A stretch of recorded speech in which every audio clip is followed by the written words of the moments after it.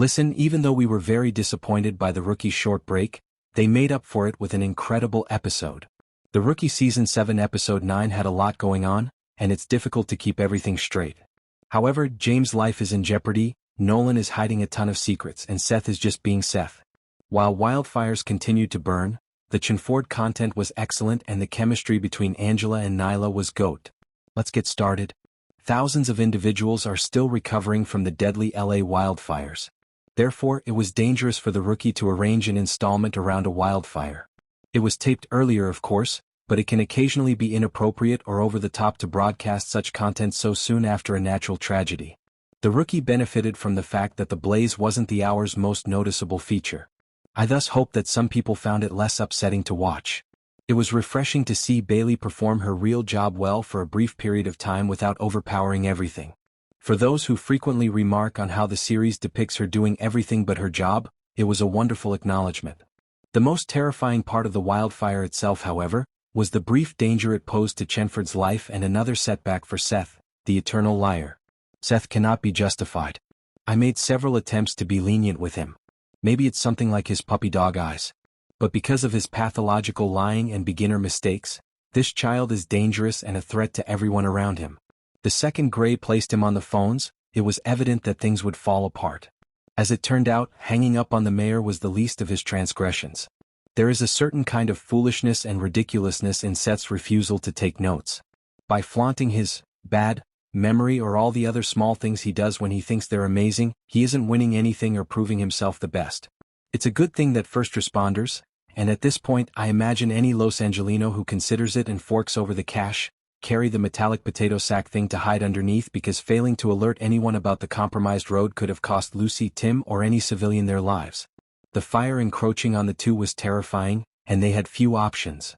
Curling up under something like that while you wait for the actual fire to roll over you is unthinkable. Hell, Lucy and I were involved. With everything going on in hell, it wasn't the time for love confessions. Even so, it was charming that Tim had the courage to express Lucy his true feelings, reaffirming his love for her and telling her that he never stopped. If something were to happen to them, he needed her to know. Furthermore, nothing forces someone to face their emotions and communicate them honestly like a near-death experience. Indeed, it puts them on the way to this time's genuine reconciliation. Actually, Lucy's admission that she wants to sit for the sergeant's exam probably strengthens their bond. When Lucy is genuinely his peer, nothing can stand in the way of their professional success. It goes without saying that the Chenford moment will leave many fans in shock. The confession of love was fantastic. Although it is what it is, I still wish the series had more showing rather than telling. Even though it was mostly off-screen, we know that Tim has grown and made progress since leaving Lucy to do it. In the heat of the moment, Tim would usually keep his emotions to himself while protectively embracing the lady he loves.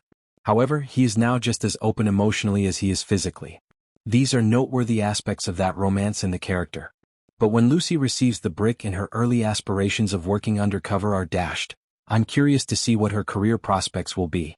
It's a beautiful thought that Lucy might learn that her dreams might change and take a different turn. Thankfully, both appear determined to find out the truth about Seth's predicament after everything. You can see that neither of them briefly believed him. This segment also featured some of the best Nyla and Angela moments. To me, their relationship is crucial. The way Nyla, James, Angela, and Wes had come together to make this family was endearing. They are a charming, platonic couple who raise their kids together. They are the talk of the village.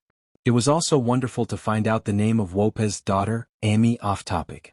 And lastly, nevertheless, the sisterhood between Nyla and Angela always makes me feel something, no matter how cute those times were. Nyla is someone Angela knows very well. That is how they are soulmates. Nobody else could have confronted Nyla about her neglect of herself and her fixation on Glasser. Had it not been for Angela, she would have taken that advice. In the Glasser case, there were certain risky times that may have put them both in danger because they are ride or dies for each other. Nyla would have gone insane due to the intense scene at that residence, which left Angela hurt.